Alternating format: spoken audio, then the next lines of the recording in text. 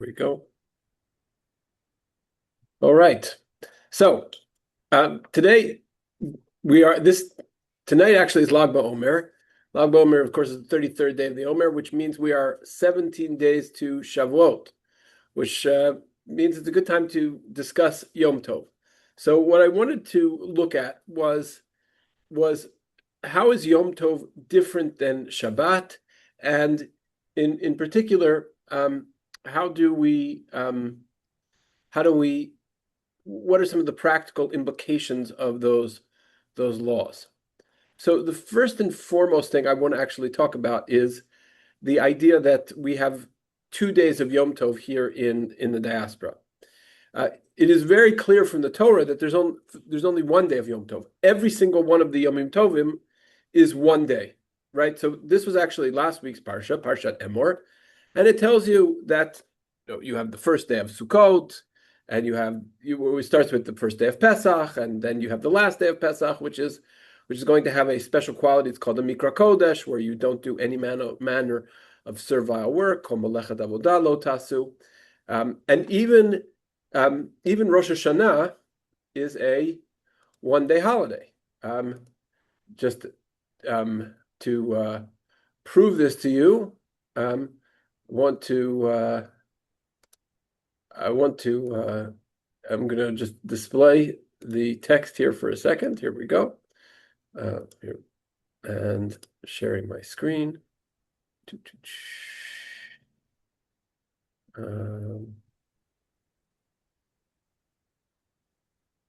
Why am I not able? Here we go. All right. So it says, Daber el bnei Yisrael, speak to the children of Israel, lemor, b'chodesh hashvi'i, in the seventh month. The seventh month is Tishrei. I'll make it a little bigger. Seventh month is Tishrei. On the first day of the month of Tishrei, be'echad lachodesh, on the first of the month, yed lachem Shabbaton, zichron trua mikra kodesh.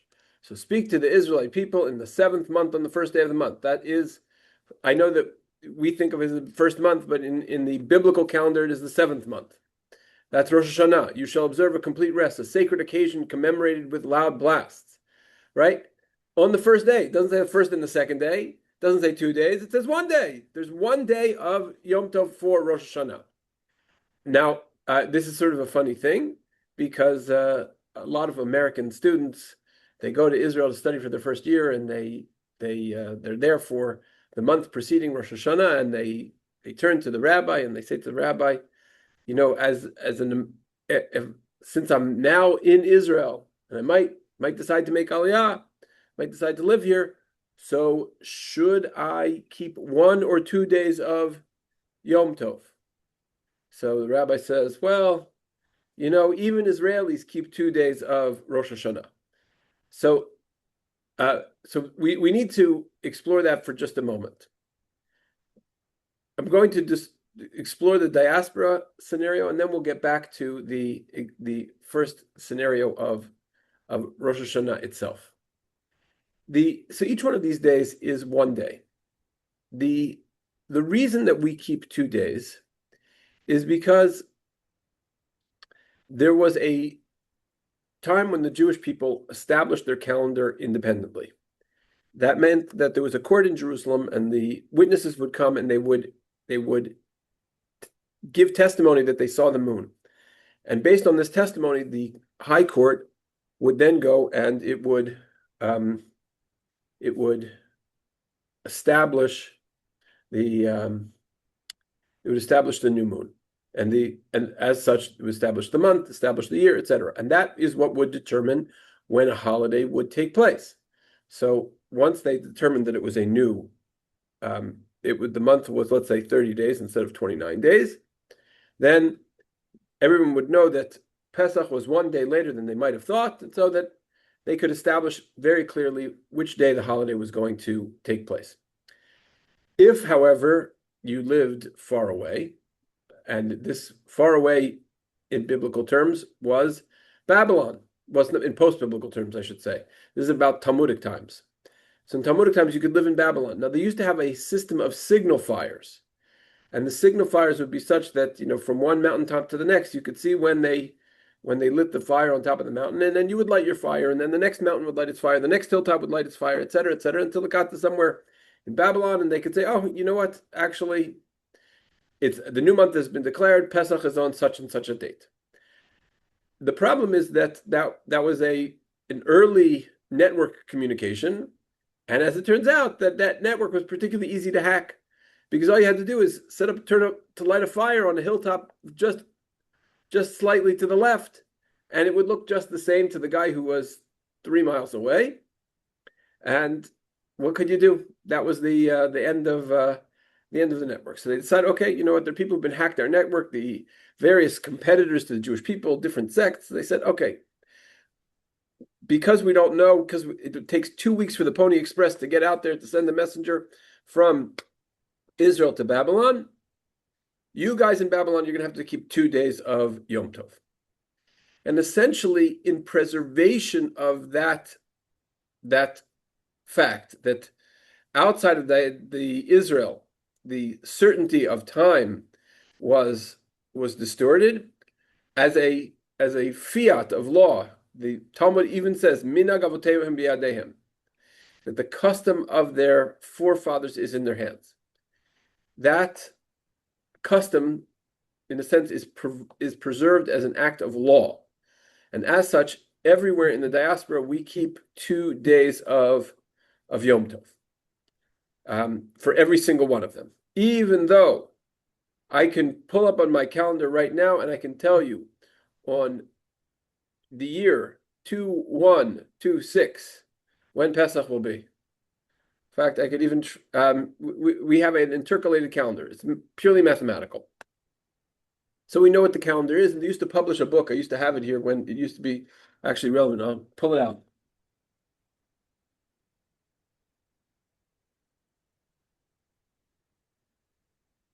Called the Comprehensive Hebrew Calendar. You can read. Okay, the Comprehensive Hebrew Calendar. And this calendar was published in what year? Oh, I did it upside down, sorry. Comprehensive Hebrew Calendar. Okay, this was published in 1952. Published in 1952, and it took us all the way to the year 2000. So it gave you 48 years in advance. It could tell you when different holidays were going to be. Just so you can see, it looked like this. It would tell you what the calendar would look like. So they could calculate this out 52 years. Certainly, they could calculate it out a couple months. So, but nevertheless, minag avotenu biyadenu, the custom of our forefathers is in our hands. And so, outside the land of Israel, as an act of essentially an act of law, we could quibble with that act of law. We could say that it doesn't make sense anymore. But nevertheless, it was established as such, and there's no one who has the power to undo it. The reform movement, I believe, does try to undo it. If I'm not mistaken, could be that Temple Shalom keeps only 1 day of Shmini Atzeret Simchat Torah. Certainly, there are other reform congregations around who do that kind of thing.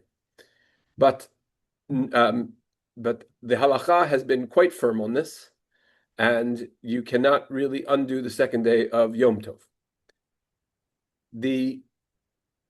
This creates an interesting quirk, by the way. I had a conversation with a rabbi who's coming to visit here, and he said, "Oh, I'm coming this week, and this is the parsha." And I said, "Uh-oh, Rabbi, you made a mistake, because Shavuot for us is first day of Shavuot is a Friday, second day of Shavuot is Shabbos. So for Israelis, they experience it very similarly, because we both have Yom Tov and then Shabbos right next to it. So we experience it the same way, but our Torah reading is different. We're going to be reading Shavuot Torah reading on that Shabbat, and they're going to be treating it like a regular Shabbat. And so they're going to be one parsha ahead of us until we get to the end of the year. We'll double up a parsha or two until we catch up with Israel.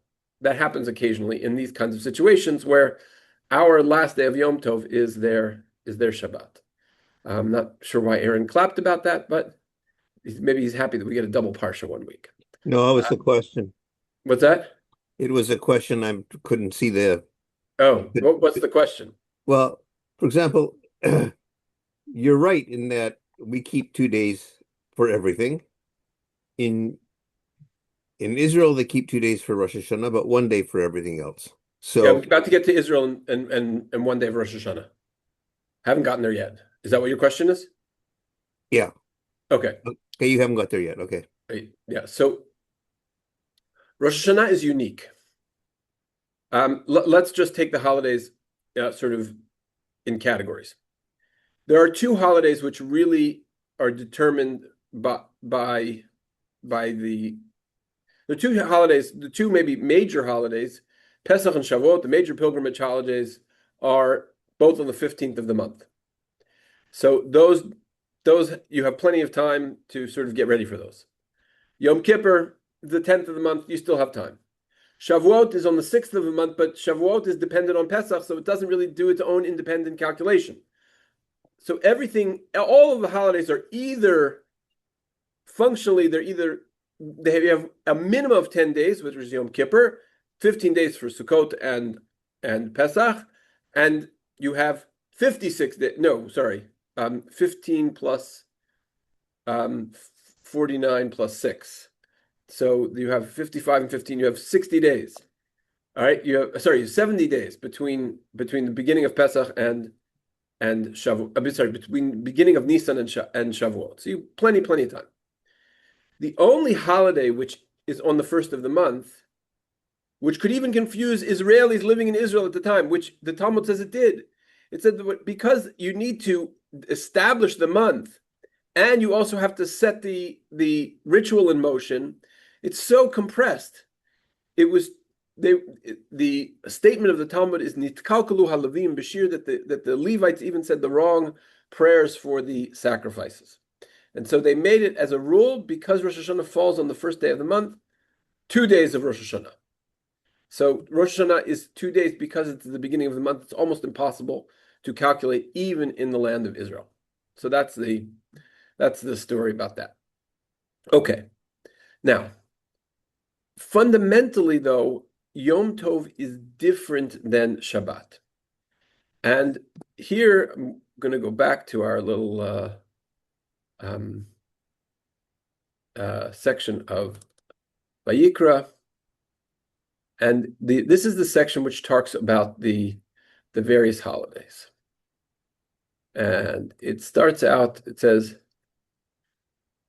God spoke to Moses saying, speak to the Israelite people and say to them, these are my fixed times, the fixed times of God that you shall proclaim as sacred occasions.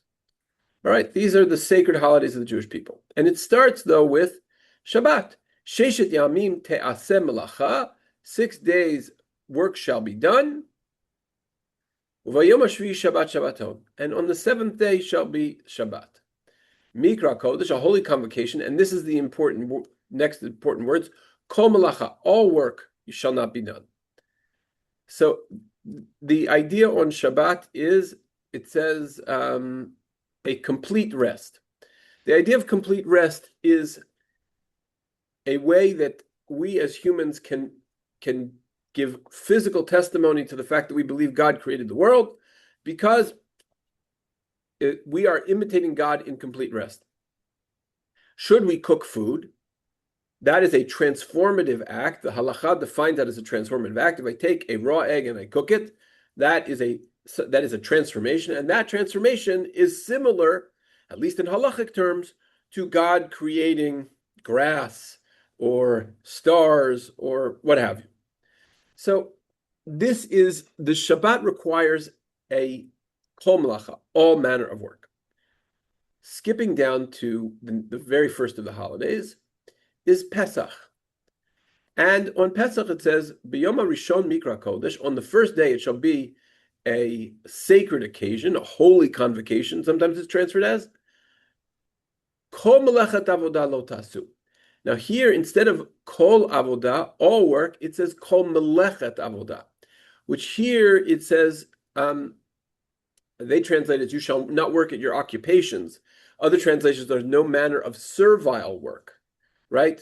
So what Yom Tov is saying here is the nature of the prohibition of melacha on Yom Tov is different than the nature of the prohibition of melacha on Shabbat.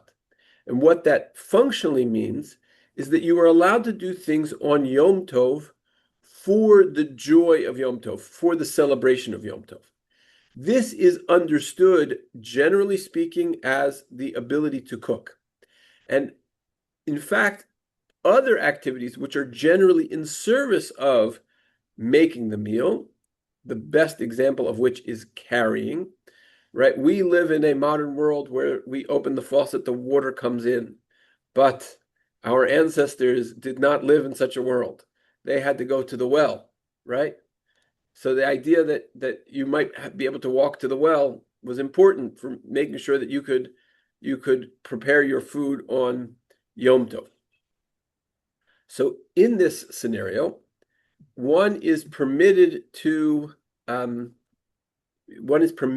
cook on Yom Tov, and but this itself has a very interesting and narrow definition. It means that you are allowed to cook for the holiday, for the purpose of the holiday, for the celebration of the holiday, for the people who are celebrating the holiday. What that means, though, is that you are not allowed to cook for people who are not celebrating the holiday. This can be very complicated. If you know, there sometimes there is a people say, oh, my non-Jewish colleague at work said, I've always wanted to go to a Seder. Do you mind if I come to your Seder? Now, Shabbos you can invite them to without any compunction. But the Seder, if the Seder doesn't also fall on Shabbos, but the Seder is much more complicated because you're not allowed to cook for someone who's not celebrating the Yom Tov. So if that person is not Jewish, you are not allowed to heat up matzo ball soup and serve it to them. And the halacha is also worried. It knows the true neshama of the Yiddish mama, and it knows that Yiddish mama is going to add extra matzo balls and extra soup to the pot to make sure that someone is actually fed. And they say, as a rule, because we're afraid that you're going to add more food and you're going to cook extra for non-Jews, you shouldn't invite non-Jews on any Yom Tov meal. There are a couple of exceptions. One exception is, if, let's say, you have a live-in caregiver. A live-in caregiver is someone who's considered part of the household. You can cook for them. Another exception is, you have a cousin who's married to a non-Jewish man, and you want her to come to Seder, but she doesn't come without him. So you're allowed to invite her, and she can bring her plus one. There's room for that as well. But I think it's an important sort of idea to remember that the cooking that's done on Yom Tov is part of the Simchat Yom Tov. Additionally, right, let's say you wanted to make something for after Yom Tov. That you're also not supposed to do. You're not even supposed to cook from one day of Yom Tov to the next day of Yom Tov. The idea is that the cooking literally enhances the meal. Now, I would say also there's something about this which is very resonant with our experience, right? I think all of our holidays, I'm going to say with the exception of Yom Kippur, but I'm going to put an asterisk next to that. All of our holidays have strong food associations. In some cases, the food association is maybe even stronger than the ritual association. That the experience of eating in the sukkah, I would say, in terms of our membership, I'm going to say, our membership probably has a 95% attendance at Seder ratio, maybe even higher than that, right? But we do not have a 95% attendance ratio on Pesach morning, right? So the meal is more important than I don't want to say halachically, although I think I probably also could say this halachically, but I would say in terms of adoption, the meal is so important. It's such an essential part of the holiday that's why this is permitted. The idea, to a certain extent, is the table is the place around which you create simcha, you can create the joy of Yom Tov. And so it creates an entirely different kind of experience. You are not supposed to cook things that you could have cooked beforehand, But that itself has a very broad idea to it, because uh, let's leave Pesach out of this for the moment. Let's talk about Shavuot. It's coming up. So for Shavuot, um, let's say I like every Shabbos. Every Shabbos you bake your challah on the afternoon before, you eat it at the night and the next day. That's how every Shabbos works.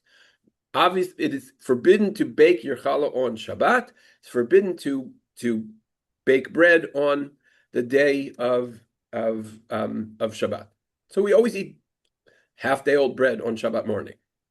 Maybe we heat it up on the blech. Maybe there are other ways to heat it up, but the bread is not baked fresh. On Shavuot, am I allowed to? I make the dough on this year. Shavuot is going to start on Thursday night.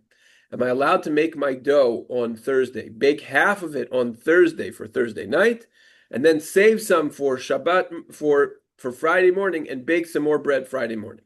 Only if you say Erev Tavshilin. No, no, no, no, no, no, no, no.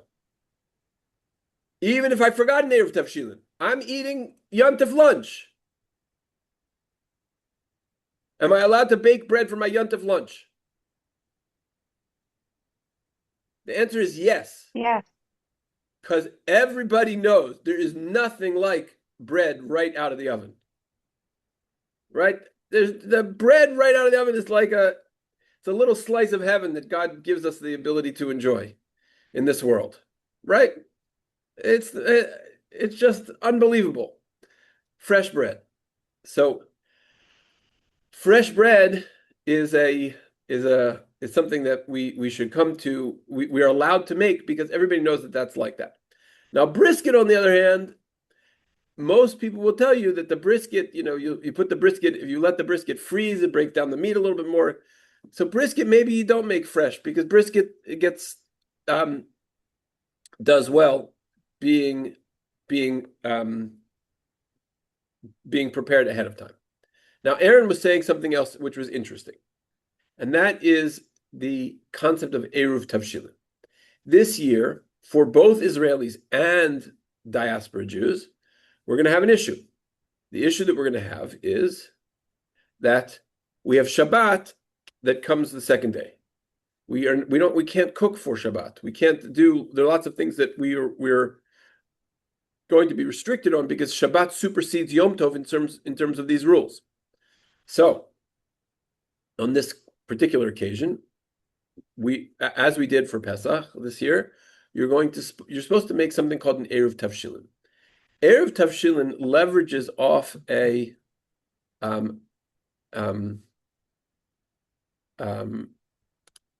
following verse.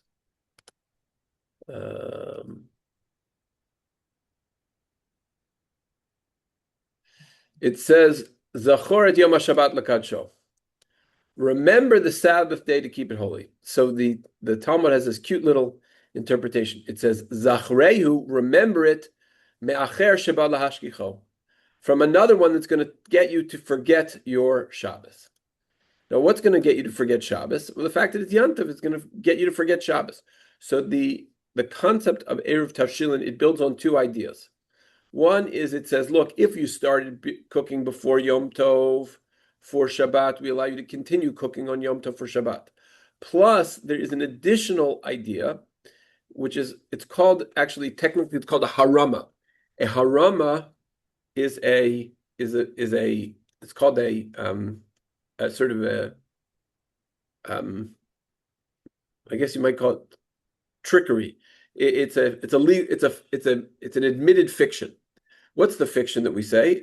We say hoil v'ikloile orchim. Maybe guests are going to arrive, and so I better put up this pot of soup in order for it to be ready for guests to arrive. There's an important distinction with that, and that distinction is that you want your food to be minimally edible. So if you're cooking on Yom Tov for Shabbos with this Eruv Tavshilin, this device that the rabbis created that said, if you start cooking on Thursday this year for the Shabbat that is going to follow with a Yom Tov in between. So again, you're making your Eruv Tavshilin on Thursday. Thursday night, we light candles, we accept Shavuot. Friday morning, we're still in Chag. We eat our meal on Shabbos on Friday morning, and then we have to cook for for Shabbos Friday afternoon. On that Friday afternoon, that's when you use your Erev Tavshilin. If you made your Erev Tavshilin on Thursday, you can continue to cook on Friday. What does that mean? You can take the chicken out. You can take raw chicken. You can cook it. You can take challah. You can bake it. You can take chicken bones. You can put them in for a chicken soup. You can boil your matzo balls. All of these things you're allowed to do, provided you have an existing fire. You can cook all of these things for Shabbat. However, one of the caveats for that is that you want to be able to have that finished to be cooking by the time that that Shabbat comes in. That would be part of the rules that we try to establish with that. Debbie put in the comments that Joseph used to make it for the entire community. And Joseph was following a very, very strongly established custom. If you look in the Siddur, in the Art Scroll Siddur, do I have one nearby? No, I don't. In the Art Scroll Siddur, well, here, we live in the modern era. I can show you on Sefaria.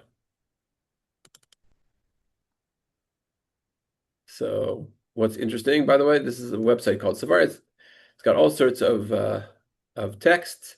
It's got the Ashkenazic Siddur and festivals. So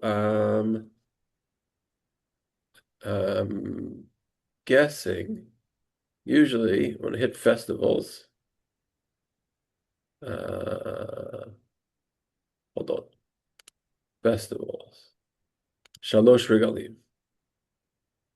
No, doesn't have it. All right, well, I guess this does, whatever which one they had, it doesn't have it. In the Art Scroll Siddur, I can assure you that it is there. In the Art Scroll Siddur, it has this thing called Eruv Tavshilin. Eruv Tavshilin has a text in it that allows you to accept the Eruv for the entire community. And Joseph used to do that, and we announce it usually. So if somebody forgot to make an Eruv Tavshilin, there's at least a safety. That means that if I did the Eruv Tavshilin and I accepted it for all the Jews in Vancouver, then that means everybody else could do cooking as well, and they can rely on my Eruv Tavshilin. And people have sometimes accustomed to eat the Eruv Tavshilin at Shal Shudas. And just to give you a real world Jewish example, I just opened my fridge the other day and saw my Eruv Tavshilin wrapped in tinfoil.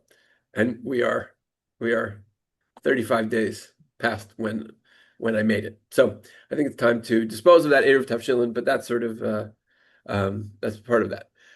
Next week we will do a whole bunch of interesting things. Not least of which is how can you make fresh coffee on Yom Tov? And what happens if you have an electric stove, and the ideas of transferring fire? Can you shower on Yom Tov? Can you heat hot water for different things? Can you light a fireplace on Yom Tov? And all sorts of interesting halachot of that sort. And maybe even a funny story about how to make creme brulee on